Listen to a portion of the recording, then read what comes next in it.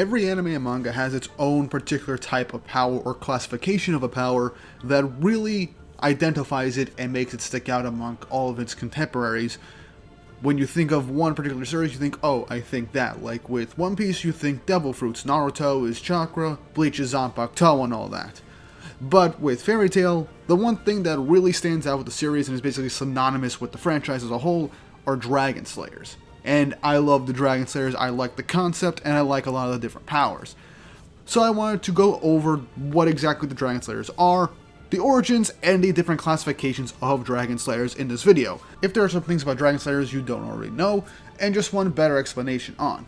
I want to make more explain type videos like this, because there's a lot in Fairy Tail that I can make videos on particular magics or characters, but one thing I want to say is give you a bit of an incentive. If this video makes it to 5k views by the next Fairy Tail Friday video, I will end up making, through the following week, a video on Natsu and all of his powers and abilities and explaining them all.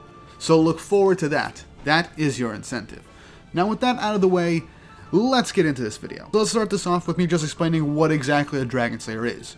Dragon Slayers are humans that have mastered Dragon Slayer magic, a type of lost magic which is used to, as the name suggests, slay dragons. This was created in ancient times, a little over 400 years ago, by Irene Balzerion, a very powerful mage and ruler of a kingdom who was friends with dragons. And during this big war between dragon factions, one side wanting to coexist with humans, the other wanting to eat and rule over them, Irene created a type of magic that was later lost called Dragon Slayer magic, allowing humans to take on the traits of dragons and dragon elemental attacks in order to damage and even slay the enemy dragons. Each Dragon Slayer ends up having its own particular element, or more so concept, that will be their particular dragon attribute. And whatever attribute they have, they're actually able to not only produce it for actual attacks, but they can consume it in order to revitalize their magical power and give them a bit of extra strength and stamina. This does not heal their wounds, but it will give them the additional strength they need if they need to continue fighting or replenish their magical power.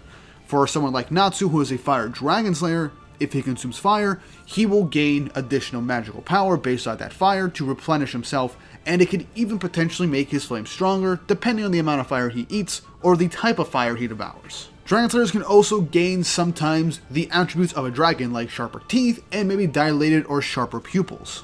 Being a Dragon Slayer also increases all of your senses like sight, smell, taste, and hearing, with it being so sensitive that even the faintest of smells, scents, or sounds can be picked up by you. Now, Dragon Slayers can in fact become stronger through training, as stated with the main characters of the series, but another way to continuously grow stronger as a Dragon Slayer is actually to bathe in the blood of a dragon. You will in fact grow stronger. Archaic, but it is one of the faster ways to become stronger, as bathing in dragon's blood makes you a lot more powerful than just baseline training. But that is also a very prominent way to gain strength as a Dragon Slayer. However, using your Dragon Slayer magic comes with a few different costs. One is severe vertigo. If you're on a type of vehicle or moving object, you will end up getting dizzy and get motion sickness essentially. This happens with a lot of Dragon Slayers throughout the years, but some do have an immunity to this as well. But the biggest drawback of the Dragon Slayer magic is the curse that comes with it. The more you use your Dragon Slayer magic, the more likely you are to become a dragon yourself. Biggest example, Acnologia. He used his powers so often that he became a dragon and just kept slaughtering multiple dragons on the planet, bathing in their blood and getting stronger. But when you become a dragon, it is highly likely you won't be able to turn back into your human form, like we've seen with Irene. But some cases, like Acnologia and even Alexia in Hunter's Quest, manage to find a way to revert back to their human form, and you turn back into a dragon whenever they so choose. But this is extremely rare, and we have only seen 2 instances of this as well. Dragon Slayers can in fact be prevented from becoming full-fledged dragons if they have Dragon Slayer antibodies in their body, and the only real way to do that is if a dragon, primarily the dragon that helped them gain their powers, essentially goes inside their body and remains there, creating these antibodies to prevent them from becoming full-fledged dragons. That does stop the dragonification. But another method to do is actually to use enchantment magic to separate the Dragon Slayer magic from the Dragon Slayer, and that will also prevent the dragonification. Lastly, before we get into the full-on classifications of the generations of Dragon Slayers, All Dragon Slayers do have one keen ability that they could potentially access, and that is a transformation known as Dragon Force. Dragon Force is a form or state where a Dragon Slayer begins to take on more characteristics like a dragon, primarily more dragon-like eyes, claws, and primarily scales that appear all over their body. This enhances their speed, strength, durability, and power to an extreme degree, to the point where you can compare them to almost dragon-like. Kind of a pseudo way of being a dragon that isn't dragonification. There is no clear-cut way that is described on how Dragon Slayers can actually achieve Dragon Force, but we've seen this a few times with Natsu when he either ate pure Ether Nano, was given a powerful flame allowing him to reach a level of power to access Dragon Force, or later down the road, through all of his training and hard work, managed to just tap into Dragon Force naturally. Or like Wendy, where she ended up devouring her element that was saturated with a ton of Ether Nano and magical energy, allowing her to fully grasp and access Dragon Force herself. Sting and Rogue managed to also achieve Dragon Force, but the method on how they achieved Dragon Force is still relatively unclear. They were assuming that they killed the dragons that raised them, but it was revealed to be a mental trick, so for all we know, it's a state of mind and a state of strength that you eventually reach in order to gain access to Dragon Force. One last application of Dragon Slayers that they have is the ability to have a dual element. Essentially, a Dragon Slayer can be capable of devouring another element that allows them to gain power and access to a separate element, like Natsu with his Lightning Flame Dragon mode. This allows him to not only now utilize the power of lightning that he absorbed from Laxus, but he's also able to combine that with his Fire Dragon powers to create a dual elemental form that incredibly boosts his base stats, making him immensely more powerful. We see this with Gajeel and Rogue, as well as Sting. These characters also have dual dragon modes after devouring another element. Now, the process and criteria for this is still relatively unclear, but from my understanding, it's because the elements that they absorbed were from other Dragon Slayers, and the elements seem to have complemented their own abilities, like Fire and Lightning, Light and Shadow, as well as just Iron casting a Shadow. I'm reaching on that one, but that is also a very strong possibility, considering that these abilities do relatively match each other or complement each other in some way, shape, or form. It makes sense for this to be the case. Again, this is not fully explained, but it is what I managed to gather from the story itself and the abilities and forms that we have achieved. And now finally, to cap off this video, the different classifications of Dragon Slayers, primarily the generations. Dragon Slayers are classified into a multitude of different generations based on how essentially they gain their Dragon Slayer powers. There's 1st through 5th generation. So let's go over what these generations are, what makes them different, and examples of who are in these generations.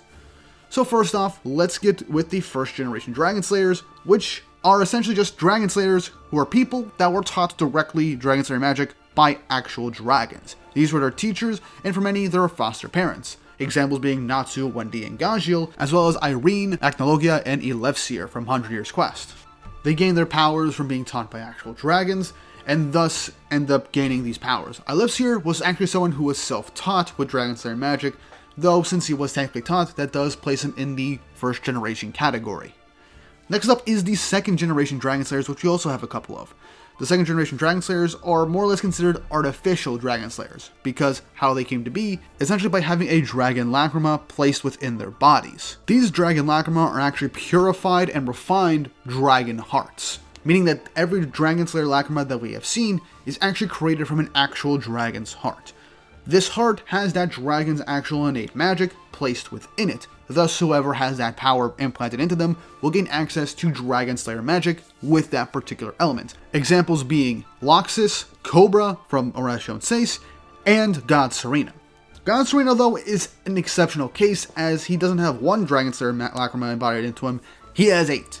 He's still considered a 2nd generation, as he only got this power from Dragon Slayer Lacrima, but that is a lot, and God Serena deserves a video all in of himself, going over all of his different Dragon Slayer abilities. But yeah, 2nd generation are people who have Dragon Slayer Lacrimas placed into their chest, and gives them the abilities of the dragons that those Lacrimas were created from the hearts of. And from the understanding from what we've gotten, 2nd generation Dragon Slayers are not really at risk of becoming dragons themselves, due to the method of them having their Dragon Slayer magic, as Laxus and Cobra and even Gatsuna have used their powers multiple times for many years and have not shown any signs of dragonification, meaning that they are not at risk of becoming dragons.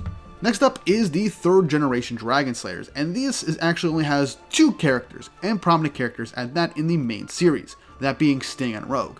What makes 3rd generation Dragon Slayers different is that they were taught by actual dragons to use Dragon Slayer magic, but were also having Dragon Slayer Lacrima implanted within them, giving them both previous generations ways of gaining Dragon Slayer powers within them, seemingly making them relatively stronger than the previous generations. Not really much based off how training does come into mind, but yeah, they have the Dragon Slayer Lacrimas implanted into their chest, and they were also taught by actual dragons. But since they were taught by actual dragons and given their powers through that way as well, they are also prone to becoming dragons through dragonification for overusing their dragon powers, which is why Sting and Rogue's dragon teachers and barons inhabited within their bodies to prevent the dragonification. Not really too much to go into with 3rd generation Dragon Slayers, it's really just the other 2 sections basically merged into one. And there's only 2 known 3rd generations out there, so there isn't too much information to really dive into it. Next up, we have 4th generation Dragon Slayers. Now these are interesting because these Dragon Slayers were only really introduced in the Dragon's Cry movie, which is canon-ish, primarily because the placement of that movie is supposed to be between the Avatar arc and the final arc of Fairy Tail, which is the Alvarez arc. And the weird placement of that is that there doesn't seem to be too much time for there to be a side quest before an oncoming war. But that's something else I could talk about in another video. What you need to know is that 4th generation Dragon Slayers are basically just artificial beings that were created from Dragon Lacrima or just pure magical power from a dragon. The main antagonist of Dragon's Cry is an actual living dragon that survived all 400 years, and that's how these things were created. But these artificial soldiers, given this Dragon Slayer Lacrima and power, have immense durability, speed, and power, like any other Dragon Slayer, but perhaps even more. They're entirely autonomous, and they're capable of fighting indefinitely until their source of magic is destroyed. You're basically using an army of Dragon Slayer fodder, essentially. They don't have the strategy to utilize different powers, they literally just have the capability of using Dragon Slayer type magic. That's really all they are, and they're just a mindless army from the enemy kingdom of Dragon's Cry. Not too much to dive into that, so yeah, those are the 4th generation Dragon Slayers. Now we get on to the 5th and final generation of Dragon Slayers that have been introduced in 100 Years Quest, that are the 5th generation, also known as the Dragon Eaters. Because what makes these Dragon Slayers different is that they actually gain their Dragon Slayer abilities from devouring the flesh of dragons, or the cannibalism of other Dragon Slayers. So what they do is that if they manage to defeat a dragon or find dragon flesh, eat it, or even eat another Dragon Slayer through, obviously, cannibalism, and gain that dragon's abilities. So if they ate the Fire Dragon Igneel, they can have Fire Dragon Slayer magic. Prominent examples, there are many examples of 5th generation Dragon Slayers, so let's just go over, just really quick, just one, and that being Shuzaku, who was one of the members of the Diablos Dragon Eater Guild. Every member of Diablos, presumably, is a Dragon Slayer, all 5th generation Dragon Slayers. 5th generation Dragon Slayers are fundamentally different, not just from the way of them getting their magical powers, but through the ways of side effects from other Dragon Slayers, or some lack thereof. You see, 5th generation Dragon Slayers are actually immune to motion sickness. They can ride ships, air machines, or carts or trains without any issues, unlike the previous generations of Dragon Slayers. Another very important difference is how Dragon Force is utilized with the 5th generation Dragon Slayers, in the case that they aren't supposed to use it, because when a Dragon Eater ends up trying to access or use Dragon Force, it'll perform an instant dragonification, and it'll also make them go berserk, unable to revert back to human, becoming a full-fledged berserker dragon. Showcased with Nabaru from the Diablos Dragon Slayer Guild. Now this doesn't really have anything to do with Dragon Slayers, but it is a nice bit of information about Diablos, and that is essentially their main mission statement is to find dragons and eat them in order to gain their powers. Meaning that dragons do exist outside of Feore in the wider world, though they seemingly might be a bit rarer. Nice piece of information I just wanted to share with you guys, and Diablos is a video that I could do in the future at some later point. But yeah, that's essentially everything you really need to know about Dragon Slayers. There isn't a whole lot to be fully deep dived into, as the history is relatively straightforward, and the abilities can have multitude of different videos in and of themselves, and if I put it into one singular video, it'd be a couple of hours long, so I don't think any of us really want me to do that, and just make separate videos on individual Dragon Slayers in the future. But yeah, I hope you guys enjoyed this video on the Dragon Slayers, their origins, and the different classifications and utilizations of the powers. If you want to see more videos like this on Fairy Tale Fridays, don't forget to like and subscribe and hit the notification bell for updates on future videos. Really helps and shows you guys enjoy the content I make here on the channel and shows you want to see more. And again, if you get this video to 5k views before the next Fairy Tale Fridays video, I will make for the following week a video fully going into Natsu and all his powers, abilities, and transformations. So let's see if we can get there. But with all that said and done, I hope you guys enjoyed this video, and I hope you all have an awesome day.